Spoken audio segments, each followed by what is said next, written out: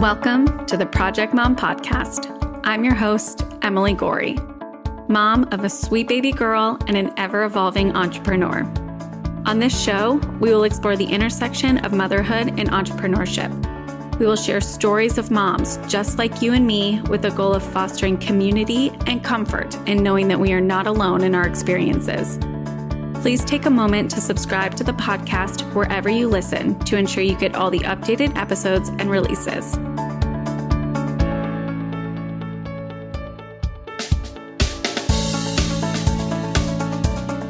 Welcome to today's episode of the Project Mom Podcast. Today I'm chatting with Katy Murray. She is a business owner, entrepreneur, employee, mother, and wife. She is an award-winning photographer and has been recognized and featured in over 30 publications. She's also the host of Ginger Biz, her own podcast that shares tips and tricks for being successful in business while also working full-time, loving on her sweet family, and practicing self-care to maintain sanity. So Katy, welcome. Thank you so much for being here. Yes, thank you, Emily, so much for having me. I'm excited. I am so thrilled. I said this to you before we hopped on this recording, but I think there's so much similarity and kind of validation in each other's stories that I'm excited to share yours today, with the women listening and the partners listening, because I think there's a lot of just truth and reality that can really lend a hand and support. So I want to just dive into it and start with your journey of motherhood and entrepreneurship. Kind of where did the two intersect and how did you get to where you are today? Yeah, Emily, great question. And I'm excited to share. So my husband and I have been married about 11-ish years, and we didn't have a child until about 3.5 years ago. So I think that's around year 8 is when we found out we were pregnant. And during the journey of our marriage, the first couple years, it was constantly any missed menstrual cycle was like, oh, this could be it. This could be it. And it was a roller coaster of emotions. I grew up thinking I was going to have 400 babies. Then I pivoted to thinking I was never going to have babies just because my mentality changed. And obviously a lot of this is geared towards like retrospect and what I'm thinking now of what I thought back then. But, after a couple of years of not being able to conceive with my husband and stuff, we just kind of went with the wave and said, this isn't our calling for now. And we moved forward until one morning in 2019. So quickly, I went on a 3-week trip to Europe. And one of those weeks was alone, and my husband met me for the other 2. And I came back. I remember on the airplane, I really felt weird, but I assumed it was a 12-hour flight. So I was like, okay, whatever.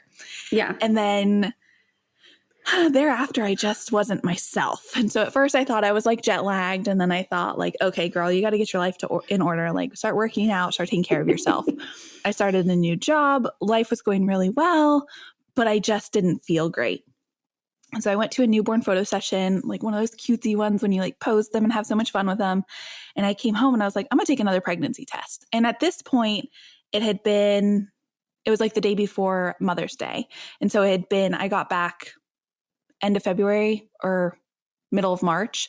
And so it had been a while. And I was like, I'm going to take another pregnancy test. I already had 2 negatives. We're just going to try this totally on a whim because I had baby fever because I was looking at this cute little squish. And that pregnancy test came back positive. And I was like, whoa, what? Like what? So I called my husband, maybe potentially use some swear words, like WTF, what is going on? And then I heard him do something with the phone. And then he's like, wait, what'd you say? And I was like, I'm pregnant. And he he believed me, but he didn't believe me, right? Because we're 8 years into marriage. We weren't trying. We didn't change anything. Like we weren't not protecting. We weren't actively trying, like whatever. Yeah. So he drives home. And later I was like, how are you going to tell your boss? And he's like, oh, they already know. And I was like, what? And he's like, you were on speaker when you called. And I was like, oh, cool. Oh, no. Okay. That's awesome. And he's like, yeah, that's why I didn't even I just left. Like they were just like, get out, like you figure your life out. And so he got to leave. So that's how we found out we were pregnant. So fast forward, now I have a 3.5-year-old. I've ran a business for over a decade. We've had photography as a business since roughly 2009, but it became what it is in about 2013 when I did a name change and stuff. And so those were kind of like the intersections of when motherhood and entrepreneurial worlds collided for me. And it's been a whirlwind. I know we've talked about this a little bit, but I stood in my living room with my new baby. It had become, we were trending towards the world pandemic at that point. My daughter was born in December of 19, and we, the declaration was made in like March 16th or 17th so she was like 4 months old. So I stood in my living room and I decided I wanted to do a podcast. I want to do more with my business. And I think I a little overcompensated for the fact, like, I didn't want my only identity to be motherhood. So I started really embracing other aspects of my world and my identities.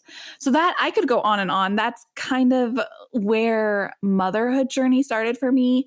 I think to dive into that a little bit, I thought that because I'd waited so long to get pregnant and waited so long to carry a baby to term and then to have that baby in my arms, that it was just going to be rainbows and butterflies. And I actually struggled so much because my analogy is that I always wanted this baby. And in my analogy, the baby's going to be a job. I always wanted this huge, beautiful job. And I had my mindset and I was willing to do anything for it. And I realized I was never going to get that job. So I said, okay, I'm going to make the most of this job and this life and this identity and embrace it. And then out of nowhere, that dream job came and said, yo, we're here. Let's do this. And I honestly resented it. I struggled with accepting that because, again, in my analogy, I would have had to pack up and move across the country. I use quotes because it's an analogy, but all these changes that I thought that I really wanted this, I was like, but I don't think I want that anymore. But with a baby, she's growing inside of me. That was what it was. And when she was born, even I looked at her a couple of times and was like, maybe my mom could raise her. Maybe my mother-in-law could raise her. Cause this is not where I saw my future. This is, I became abrasive to it, Totally. So that's kind of the start of it. I so appreciate that analogy because I think a lot of us can resonate with that. We, especially right in your personal experience, right, there was this desire for it for so long, right? You had strived to get that new big job that you had always foreseen for yourself, right? You always wanted kids, and then you had come to terms with perhaps that wasn't the path that was meant for you. And then you get this desire for other things and you put all your eggs in other baskets and you create this life for yourself that you love. And then that job shows up and you're like, wait, now I have to say yes or no now. And at that point, right, it was a surprise. So I appreciate that analogy because I think there's a lot of validity to our experiences of feeling like we have to give up something else in order to have motherhood. And that has been stories that have been ingrained in us through society and previous generations that as women, we are moms or we're not, right? There hasn't been a way to balance that in the past. And I am just so grateful for stories like yours and sharing them because we can start to see that there are ways around this or option, this or that, not both. And I want to just touch a little bit on, before we kind of dive into your motherhood experience, at the time that you found out you were pregnant, were you also working as an employee for somebody else? So did you also have a full-time job at that point? Yes, I did. Okay. So you were also balancing full-time job, your photography business, creating this life with your husband, that doesn't include, at this point, motherhood, right? You were just kind of throwing caution to the wind at that point. So how do you, at that point, right, you're now faced with, the fact that you're going to become a mom, and we're having these emotional epiphanies almost of wait, is this really what I want? How are you supporting yourself through that? So you're pregnant, you're running this business, you're also an employee. How did you set yourself up in your mind at the time for success moving into this new stage of life? Yeah, great question, Emily. So for me, I had just accepted a new job that January, went on my 3-week vacation, which was planned between jobs anyways. Yeah. And then started my job when I got back. So I was only like 2 months into this full-time job at the time of finding out I was pregnant, and still really working towards just growing and scaling the photography business and pouring everything into that. And I think it's important to note that I really took that job as a single person, like as my husband and I, as only a wife, no mom in the title, because my commute's about an hour and a half. It can be more on bad days. So I was like, okay, we'll just pick this. And this is great because like I'm just missing time with my husband who's also working. So it makes sense. Right. Like it's great. So I would say pregnancy and the growth of the business and just the mindset shift during that time frame. Pregnancy, my hormones were raging, but actually in a great way. I was happy. I could see the glow that people reference. Like I was doing great. I was exhausted and I would fall asleep sitting anywhere, which is not like me. But otherwise, like pregnancy was really good. So at this point, I'm still hype. I'm still happy, still slightly terrified and having moments of like, OMG, what am I going to do?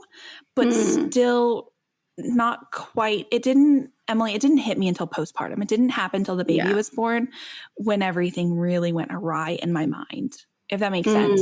So going into that phase and going into the trimesters of pregnancy and stuff, we were still just coasting, thinking life was going to be okay, and having those lapses of like, oh my God, what is this? So nothing really hit until that postpartum phase though. Yeah. Maybe that's a good transition. I mean, talk to us a little bit about that postpartum phase. I mean, at that point, you're still commuting, right? How was your place of employment with your like time off? Was it, how was the maternity leave? I mean, were they supportive? How were you supporting yourself in that postpartum period and still giving yourself permission, if you were, right, to have this photography business, to have this full-time job, still have an identity outside of motherhood? Like, how are you giving yourself that permission? Yeah, another good question. So I worked until the day before I gave birth. I was very determined. I was 10 days past my due date. So like, oh my gosh, pretty sure everyone was like, please don't come to work. Like we don't, go home. Some of the older admin women brought towels to my desk just in case. And I was like, no, I think I'll know. And being so far from home too, my doctors, which people are further from home, but my doctor's north of my home. So I was probably 2 hours. Further. Yeah. So I was 2 hours from my doctor even. And I was like, it's fine. They always say your first one doesn't just like pop out. We'll be fine.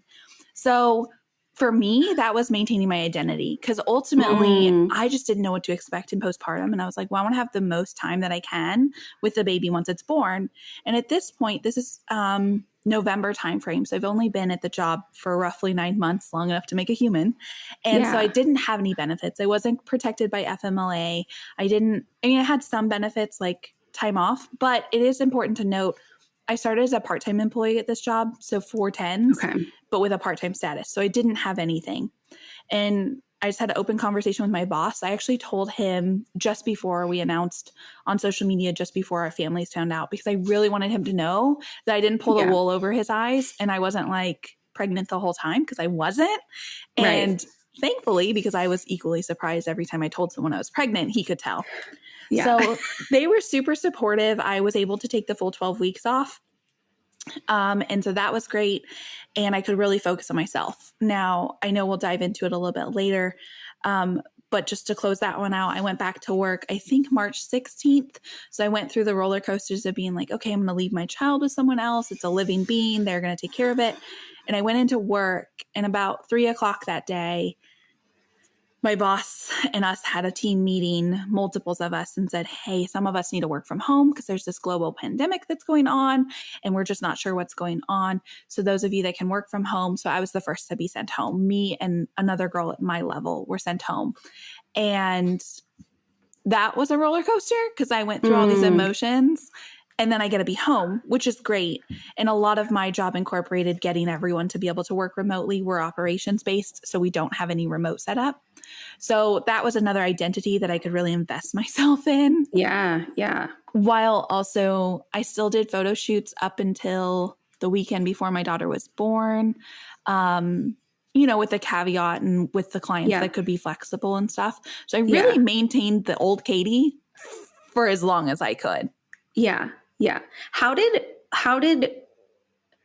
the new Katy manifest? I mean, so you had essentially done what, and we talked a little bit about this too before, right? We've done what, you did what you could in order to set yourself up for success in these additional identities that you have outside of motherhood before you walked into maternity leave. So you had kind of set yourself up to work as long as you could. You were able to be home, and some things started, kind of serendipitously supported you in that.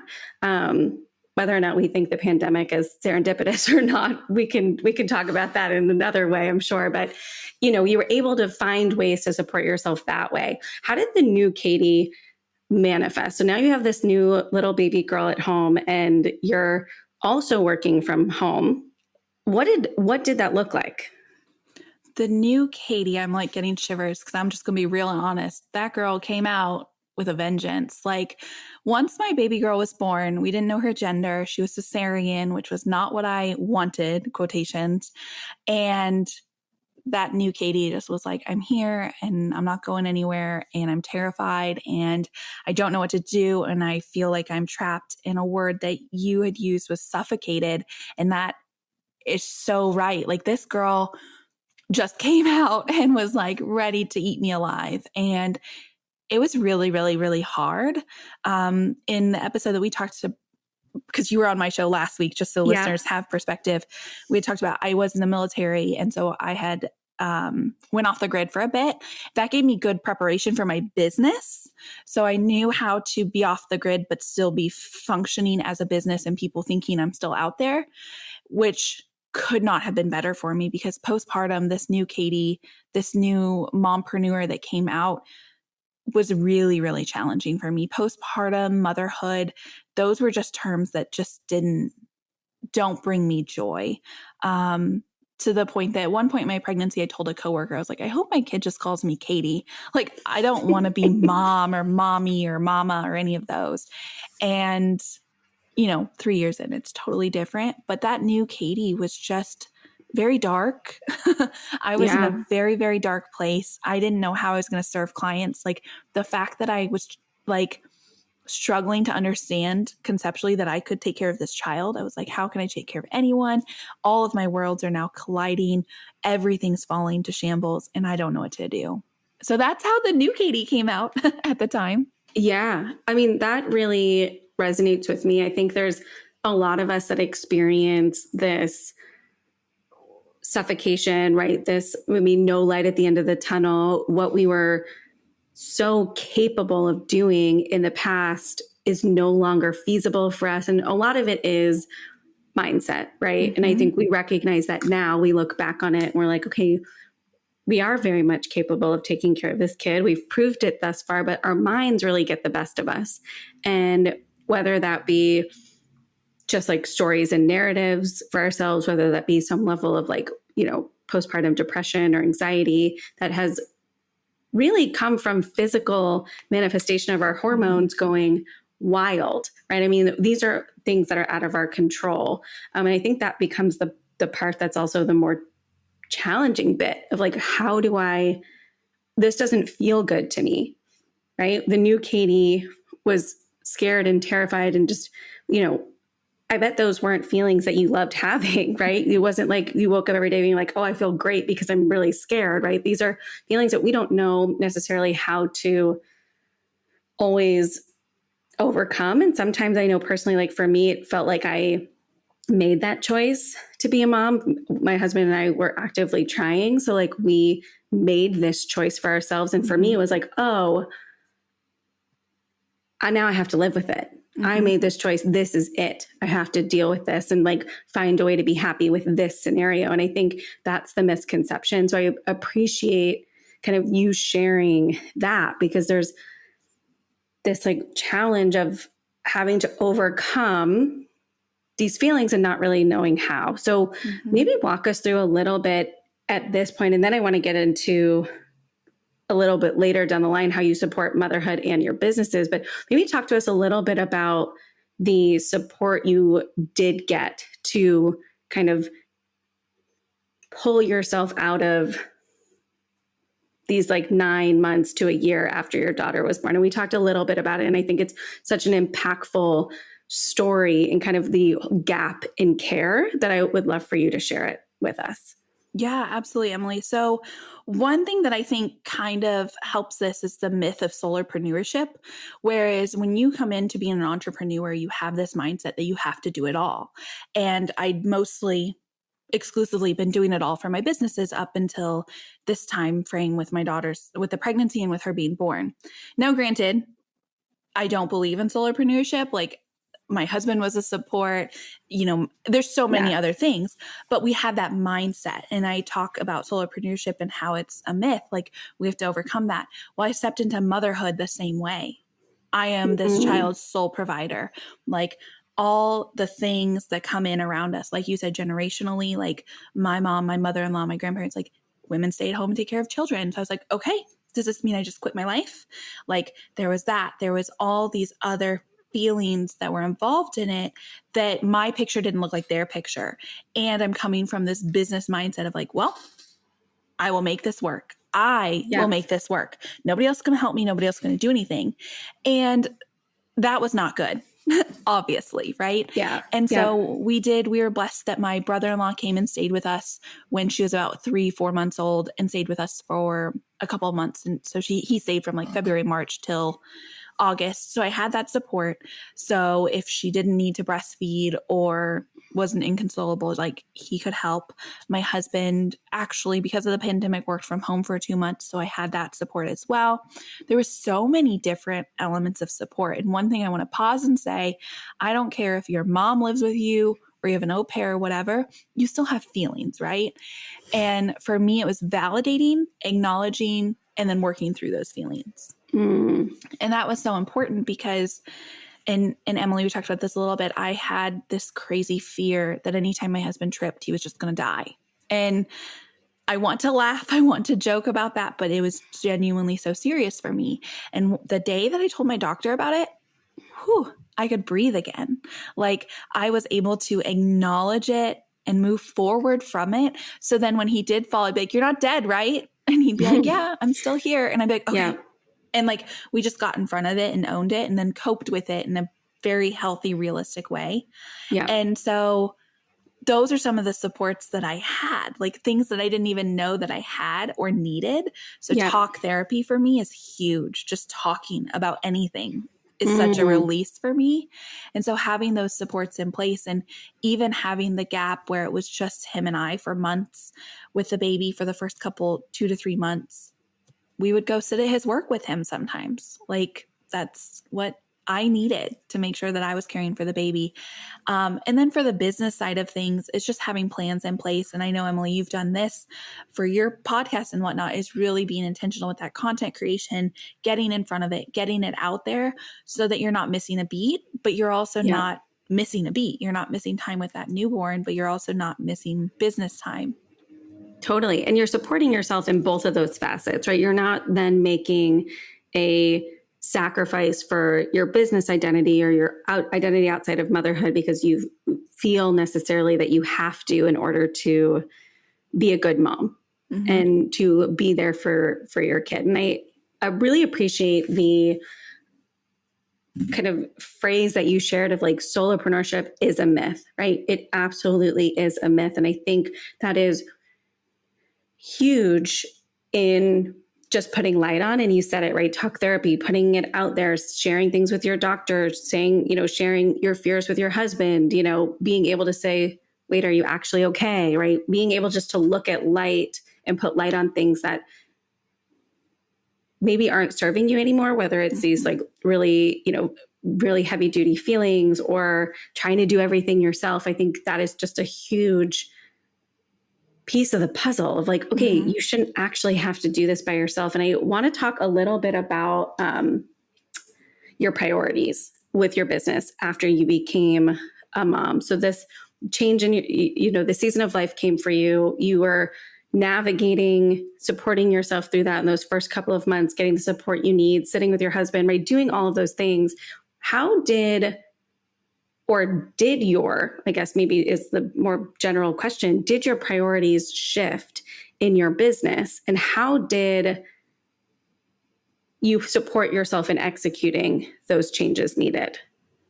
Yeah, another really good question. So I believe that business is always evolving and changing.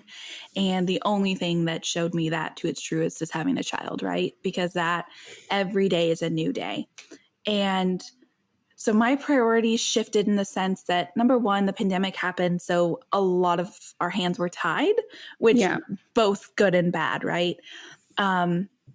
Imagine having a newborn baby and you're nervous about germs, and then all of a sudden, like, global pandemic, and you can't even go grocery shopping. So right. there's all of that. Then add a formula shortage and all these other things to it, and you're just like, okay, this is cool. We're just going to go live on a farm. Yeah. So there was all that, and there's the mom guilt, right, too. So my business for those first couple of years, I had already kind of given myself grace. As I came up to having the baby and knowing I was pivoting that way, because again, at this point, that's where we are. I knew that my work schedule was going to change and that I'd have to be fluid in that, which then also, of course, would mean that my business had to change. And so what I had to start doing is really just embracing those changes and those shifts and those built-in structured evolution of it. For the first couple of weeks, your baby's just changing every single moment, right? And then all of a sudden, a couple of weeks in, you get these gassy smiles because you're like, wow, my baby has personality. Really, it's just gas, but that's okay. Yeah. And just keeping moving like that. So what I had to do is learn to do that with my business. And honestly, I feel like if you can learn that without having a child, awesome, because our businesses are always changing and always growing and always moving. And that's good. None of us want a child or a business that doesn't grow and change, right? Yeah. And so just learning to embrace that was kind of my priority shift to say, okay, I'm going to, more tangible logistics speaking is we had to set up schedules for ourselves. Sundays was a family day. No deal. There's nothing could change that. We wouldn't book sessions.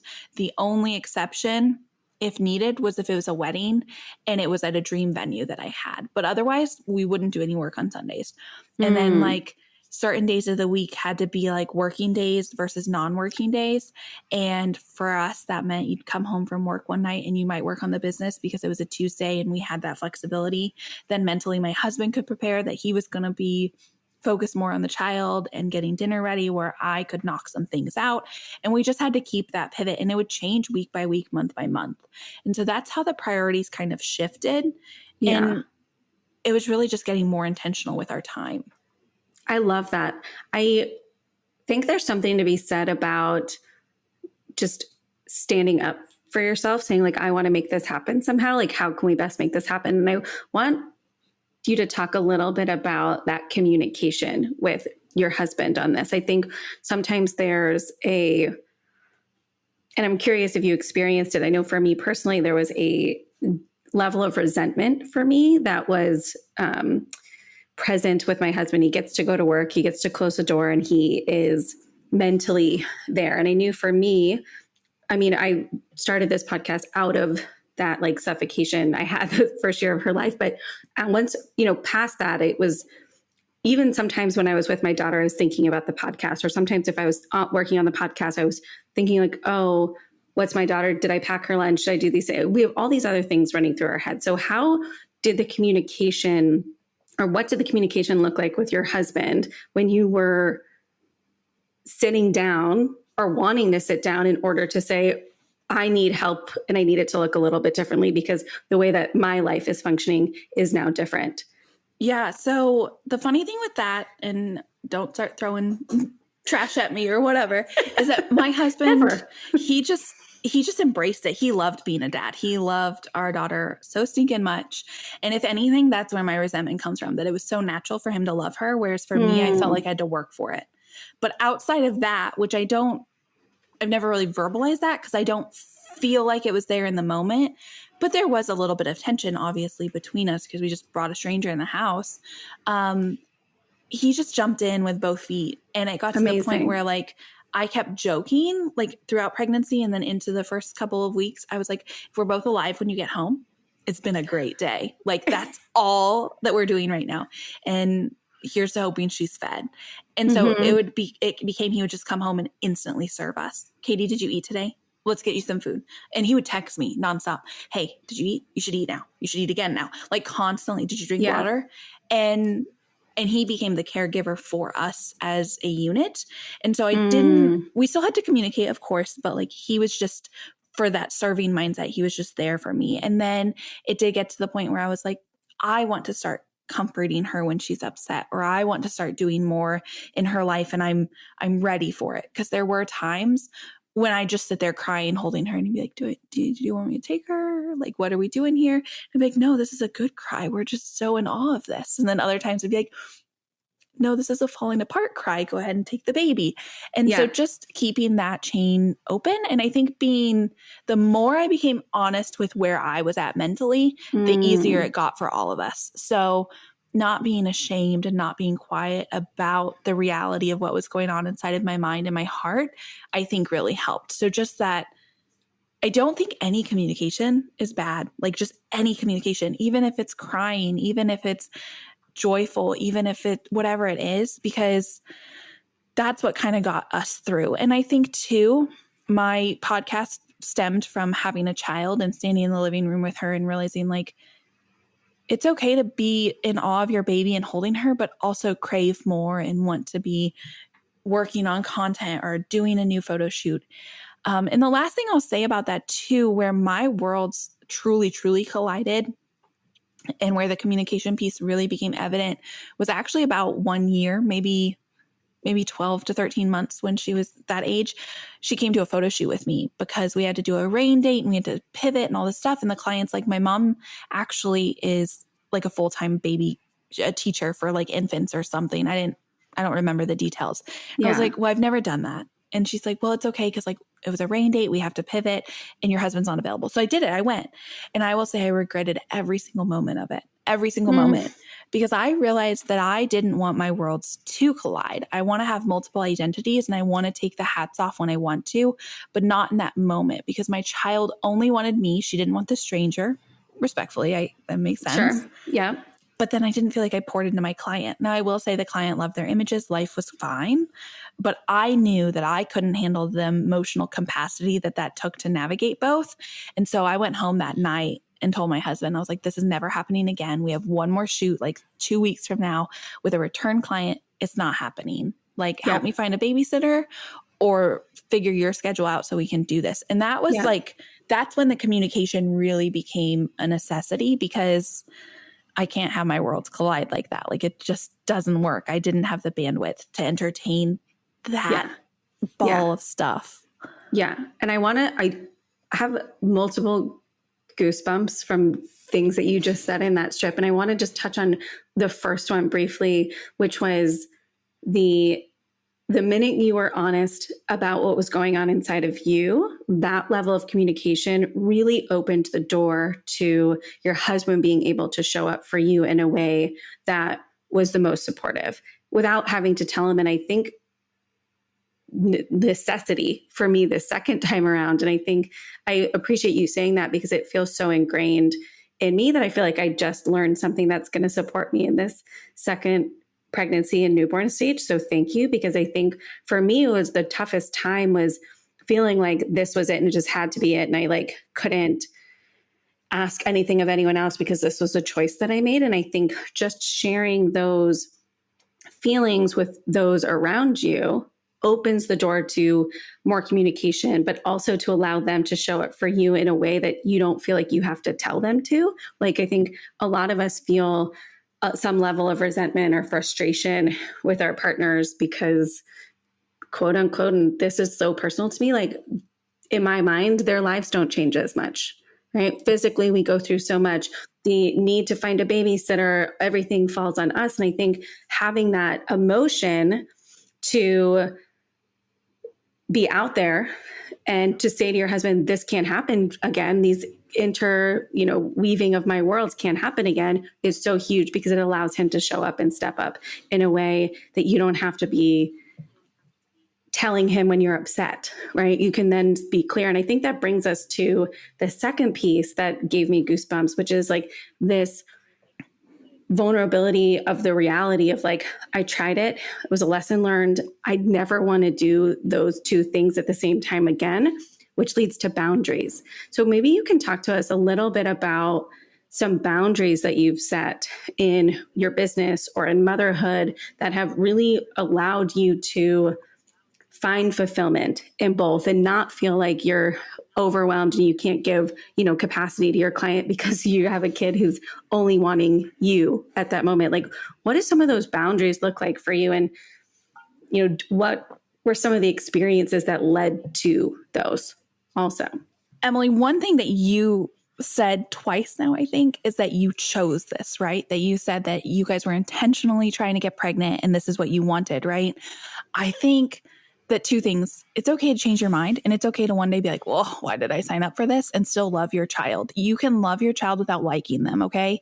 We've all had a best friend who annoys the crap out of us and we still love them. And I think that that's only magnified in motherhood, right? Because like I love my child, but when she decides that she's going to dump, I said this last week, when she decides to dump chocolate milk all over my car, I really don't like you right now. And so that's okay. And then I think that on a similar level, though, I can relate to that because even though it's self-inflicted that we think that we signed up for this, so live with your decisions, I know that people would constantly congratulate me. And I always felt it was backhanded. They'd be like, oh, congratulations, Katy. You've always wanted this. Yes, well, I stopped wanting it about 5 years ago when it didn't happen. Thank you. Not that I don't want my child, and I don't feel like I need to preference that right now, but I too understand what you mean because people would always almost, and I don't think anyone intentionally meant it, but they'd flip it back on me like, well, you've always wanted this. Or like, I had really bad morning sickness and people would say like, well, at least then like, now you're pregnant. Like you asked for this. You wanted this. Isn't this great? Or like one that I think we talked about last week is the sleeping. People are like, oh, well, if you're not sleeping well now, wait till you have the baby. And I was just so get the frick out with your negativity. I can want my job and it can be hard to wake up in the morning to get to work. Okay. I can love my job and it can be hard. I can love my house, but hate gardening. There's so many things that we can love them without loving every little attribute of it. Right. Yeah. And so my challenge to you, and I think that you're very, very in touch with your feelings, is like, move on and let that go when you can, because that's how I was. I was like, you know what? I don't have to tell everybody that, yeah, I wanted this, but now I don't, or give them the analogy of finally getting the job offer that now I no longer want. Like we all have our stint of that, I guess. And for me, that was mine.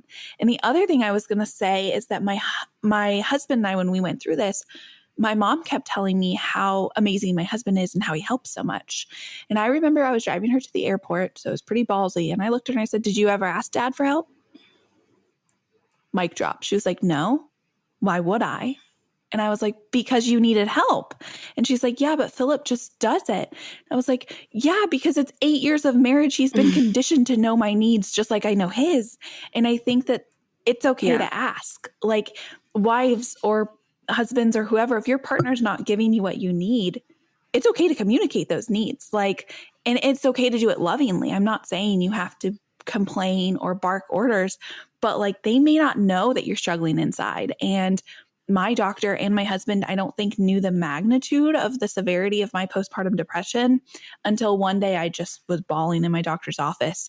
And he's like, whoa, whoa, whoa, this is not what I thought it was. So I just throw that out there too, because like generationally, my mom didn't know or didn't think or didn't have the bandwidth to ask for help. And it could have helped her so much. So don't sit back and think, and I do this all the time, that my husband can read my mind. And so it's amazing. Like we still put work in, we still learn each other and have to ask for help. I love that. I want to touch on that too, because I think that's a huge piece of the puzzle that a lot of us don't really recognize until we've struggled through it for a while. And I think there's that, right? It comes back to being honest and open and in touch with the feelings that we have, right? You said, when you shared that with your doctor, like some of those feelings, he was like, wait, where was this coming from? And I don't know if you just said it or if this was a part of the conversation we had last week when we recorded the episode for your podcast, but like, he was like, where did this, we're 9 months in, like, where why is this showing up all of a sudden? And it's really, we have to be our own best advocates in order to share those feelings and communicate the struggles we're having or the fears we're having. And I think that is so true in motherhood, but also in business. And it comes right back down to that solopreneurship is a myth, right? You should not be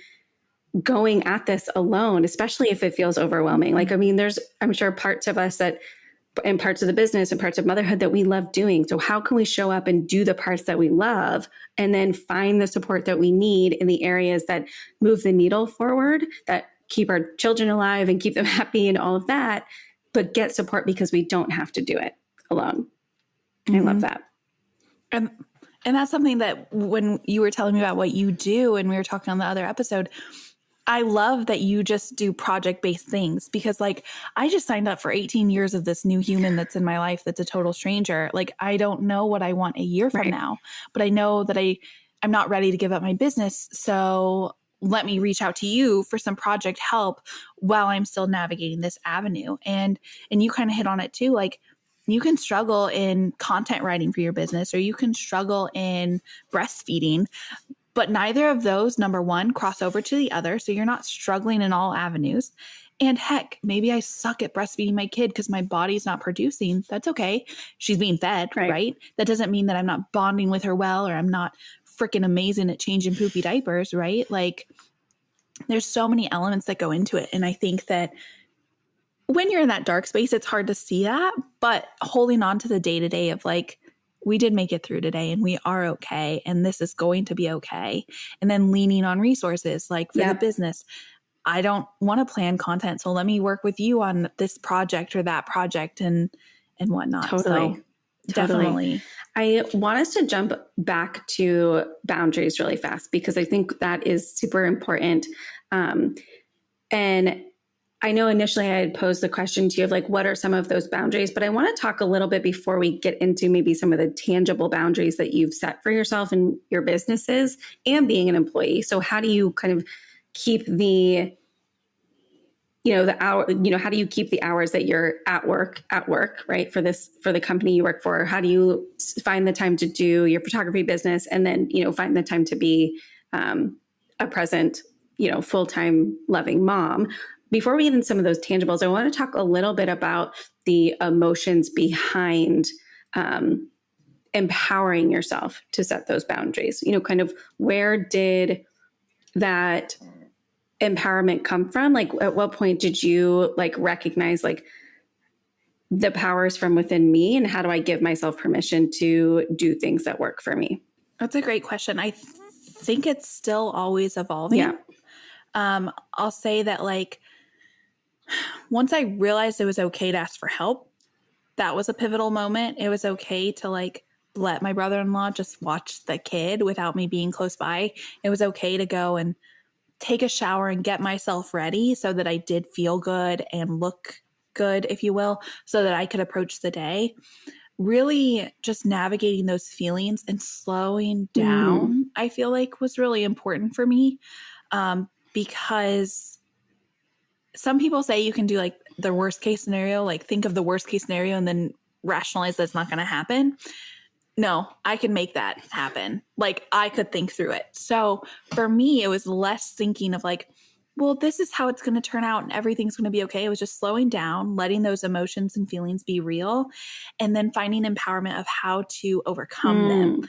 And honestly, to this day, I'm still proud of what I can do. I'm still proud of the fact that yesterday was basically 100% quality day with my child because of the other boundaries and other basically empowerment things that I put in place to be able to be successful. But those emotions, and it doesn't happen overnight, right? I'm not saying to listeners who are currently approaching, their birth or in the midst of that postpartum, it's not like all of a sudden I just, boom, it worked. It is a mindset shift. And you do have to say, okay, so one thing that I would do, which is very tangible, is I'd be looking at my child. I'd be rocking her late at night.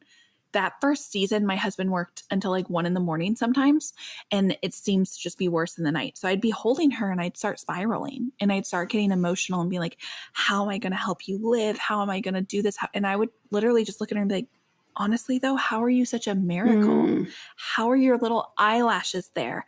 And then I'd let that release happen, but I would pivot that mindset instead of being like, woe is me. How the heck am I going to do this? I'd be like, how are you so amazing? And honestly, as stupid as it sounds, it was a release. And then I'd just be rocking there in the dead of the night, rocking this little baby, crying my eyes out because she was so amazing. And then I was like, how am I going to open my heart up and love you to the point that I want to?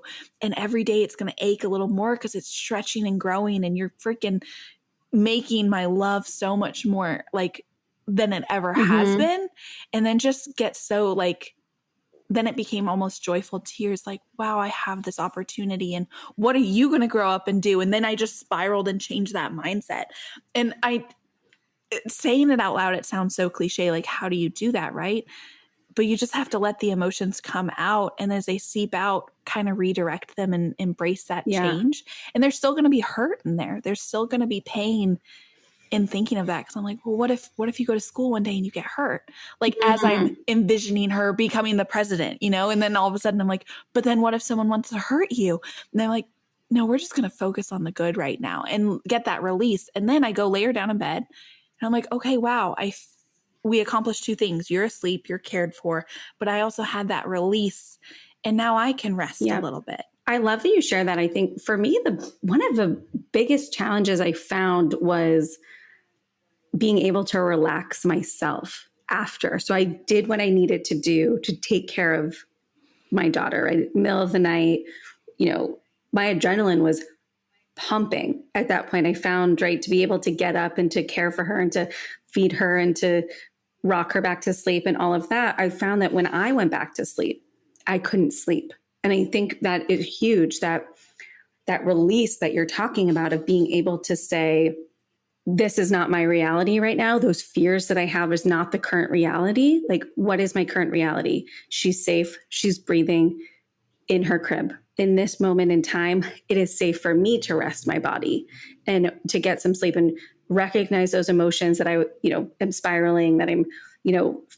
fear mongering down, 10, 15 years in time, or thinking that in an hour she's not going to be breathing, and, trusting that we will get the info that we need when we need it about our kid, trusting that we will get some sort of indication if something is wrong, and allowing our bodies to release those fears and to rest. And I so appreciate you sharing the way in which you were able to accomplish that. For me, it was just talking myself off a ledge, internal monologues. And for you, it's a lot of that restructuring from what you're saying, right? Restructuring or reframing of the mindset of like, yes, this is really hard. Maybe we don't have all the answers, but in this moment, you are a miracle. You are beautiful. Your little eyelashes, I grew you. You could be anything you want. You can, it really is important to find what works for you in order to do that. Yeah. And like one thing I challenge moms to do is ask yourself this. Are you going to be worried when they start grade school? Are you going to be worried when they go into high school? Are you going to be worried when your son meets the love of his life? Like when he starts dating? Like I'm nervous for my daughter to have her heart broke, but honestly, I'm more nervous for the boys' hearts that she breaks. Like, or girls, whatever, whoever she's going to break hearts. I just see it. But ask yourself, like, are you going to be upset about that? Are you going to have to work through that? And the answer is probably yes, right? So table that. You have a 2.5-year-old. I have a 3.5-year-old. I'm not even bridging the conversation of elementary school or public school right now.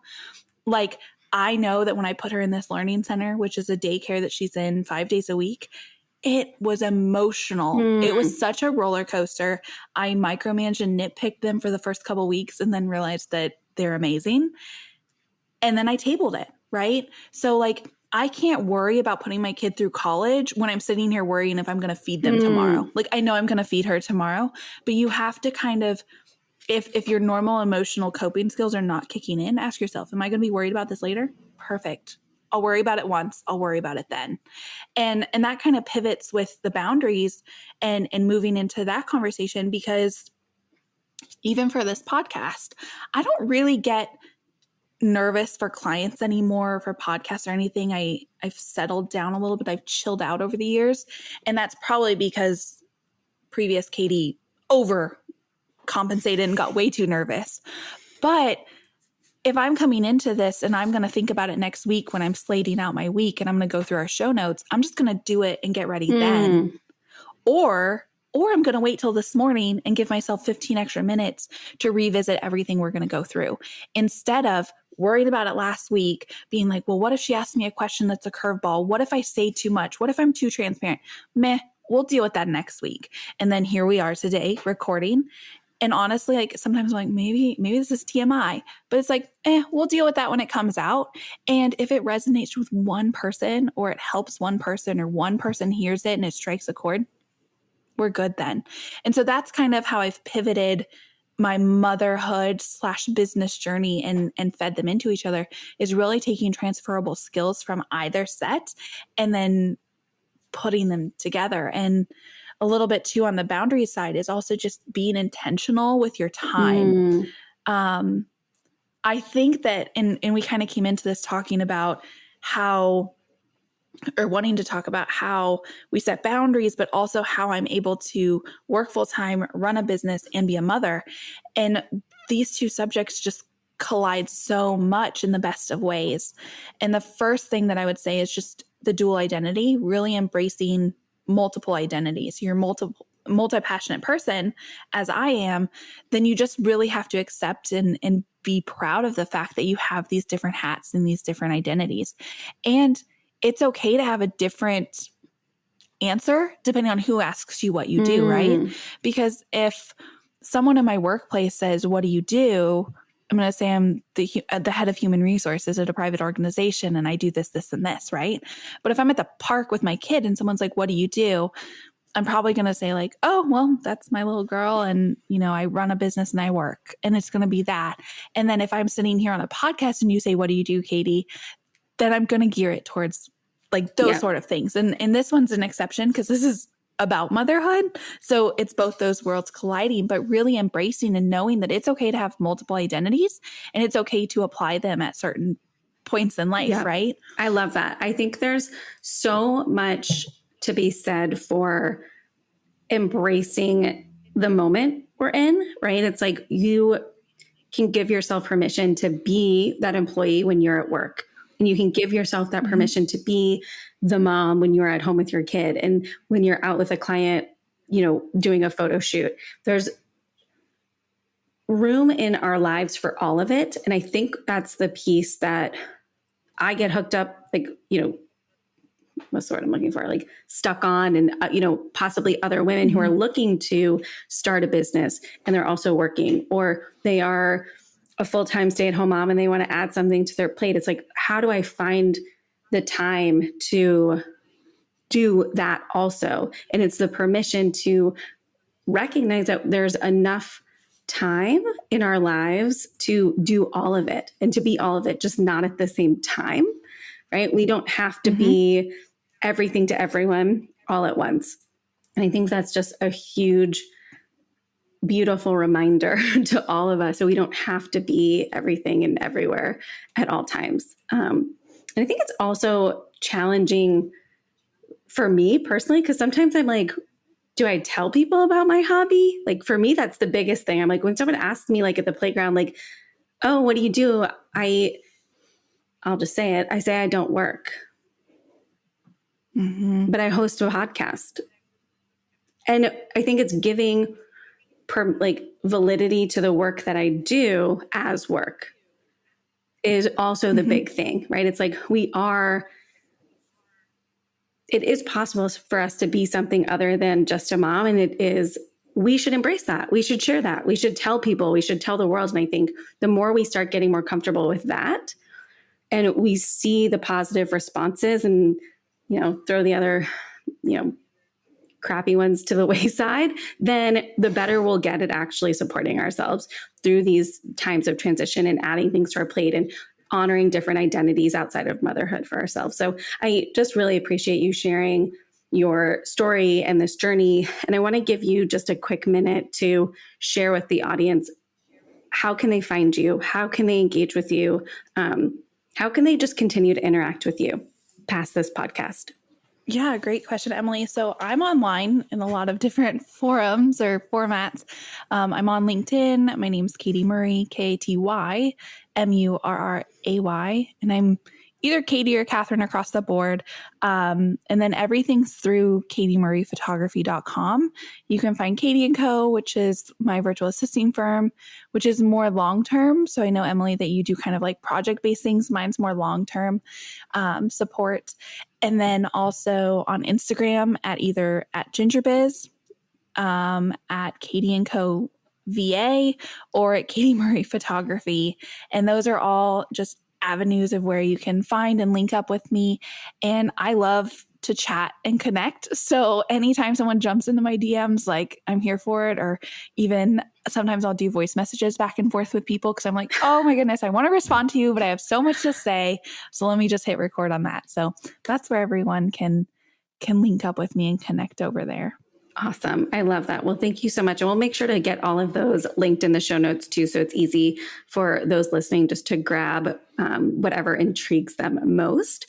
And Katy, thank you so much again. I know we mentioned this briefly. I'm also on a podcast episode of yours. So as soon as we know the dates of when these are going out, I will make sure to link that one as well. So anyone listening who wants to hear a little bit more about your story and kind of our conversations, they can head on over to your podcast and take a listen to that episode as well. So thank you so much. Yes, thank you, Emily, so much for having me today.